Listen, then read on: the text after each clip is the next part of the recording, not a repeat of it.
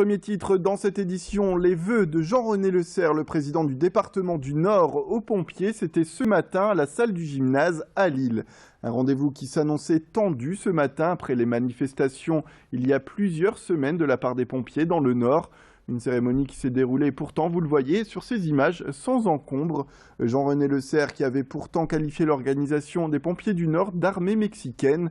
Ce même président qui soutient la nécessité de coupes budgétaires aujourd'hui au sein de cette corporation.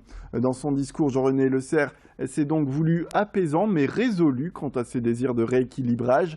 Devant un parterre de gradés principalement, il a alors insisté sur la nécessité aujourd'hui de jouer l'équilibriste pour ne pas tomber, je cite, dans une situation proche de la mort juridique pour le département du Nord qui, si Jean-René Le Serre ne fait rien, aujourd'hui pourrait tomber sous le coup d'une tutelle, ce qu'il ne désire pas bien entendu.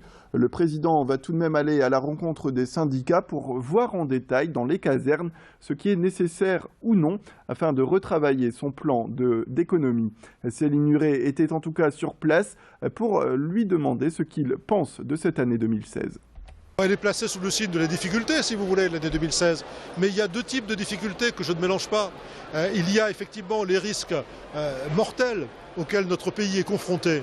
Et bien sûr, les sapeurs-pompiers ont un rôle éminent à jouer lorsqu'il y a des situations de crise, de barbarie, comme celle que nous avons connue à Paris le 13 novembre.